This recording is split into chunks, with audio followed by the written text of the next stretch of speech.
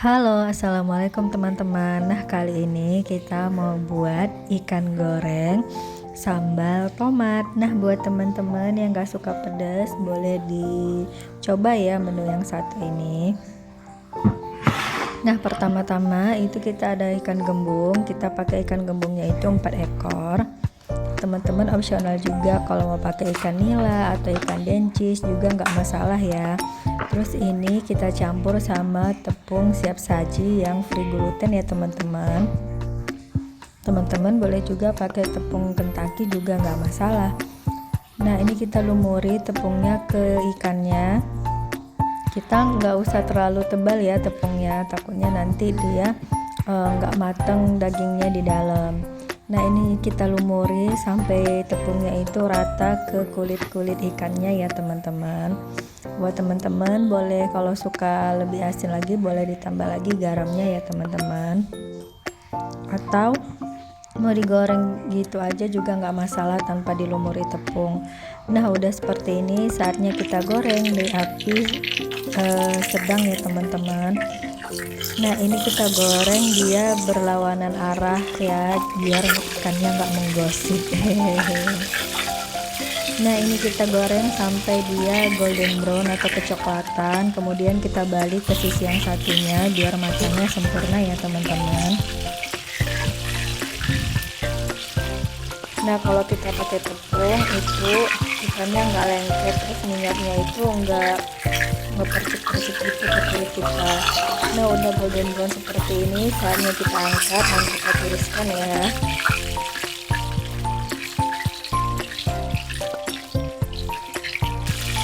Nah, setelah ikannya siap kita goreng, saatnya kita mau buat sambal tomatnya. Nah, bahannya itu cukup simpel ya teman-teman. Teman-teman boleh lihat cara kita buat sambal tomatnya. Nah, ini kita pakai tomat yang ada di kulkas. Tomatnya ini udah hampir mau rusak ya teman-teman. Jadi kita mau buat sambal tomat dulu. Dari tomatnya ini kita pakai sekitar 8 biji tomatnya ya teman-teman. Nah, tomatnya ini kita belah-belah seperti ini aja, nggak usah terlalu kecil-kecil karena nanti mau kita blender dulu. Kita blender halus sampai bijinya itu nggak kelihatan ya, dia halus gitu ya. Nah, ini kita potong-potong dadu seperti ini. Nah, bagian tengahnya itu kita buang, dan bagian yang busuk-busuknya itu kita buang juga ya teman-teman. Takutnya nanti pada saat kita masak saus tomatnya itu nggak enak gitu. Nah, seperti ini nih, kan ada bagian tengahnya ini yang udah sedikit rusak seperti ini. Ini kita buang aja, nggak usah kita pakai. Buat teman-teman yang gak suka pedas, ini enak banget sambal tomatnya. Teman-teman boleh coba di rumah. Buat teman-teman juga yang punya anak, sambal tomat ini cocok banget dibuat di rumah sebagai menu makan siang dan makan malam.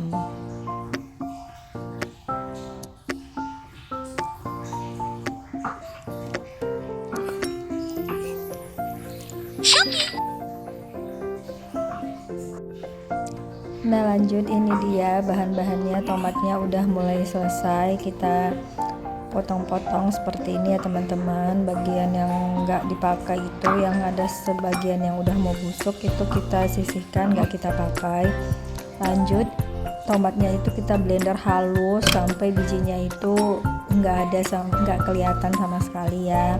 Ini kita blender halus, terus jangan lupa nggak usah pakai air lagi karena kan tomat itu udah mengandung banyak air ya. Nah, lanjut bahan selanjutnya, ini ada saus tomat yang sasetan kita pakai. Kemudian ada cabai rawit. Nah, cabai rawit ini opsional juga buat teman-teman yang nggak suka pedas, nggak usah dipakai, di skip aja. Kebetulan karena kita suka pedas jadi pakai cabai rawit. Nah, ini kita masukkan bawang merah yang udah kita giling halus persediaan di kulkas. Nah, ini kita tumis sampai dia warnanya kecoklatan dan harum ya teman-teman. Nah, lanjut udah seperti ini, kita masukkan bawang putih yang udah kita giling juga yang dari kulkas. Ini kita tumis sampai dia harum, kemudian kita masukkan saus tomat yang udah kita blender tadi. ke dalam tumisannya, kita aduk-aduk, kemudian lanjut kita masukkan saus tomat sasetan sekitar 4 atau 5 sendok. Nah, gunanya ini saus tomatnya biar warna sambal tomatnya itu lebih cantik dan lebih fresh ya teman-teman. Teman-teman boleh ditambah juga kalau mau pakai merica, kalau suka pedas juga nggak apa-apa. Nah, berhubung kita buat sambal tomat, jadi kita nggak pakai merica karena sambal tomat ini dia lebih berasa ke manisnya ya teman-teman. Nah, ini boleh ditambah sedikit air pada saat kita membersihkan blendernya.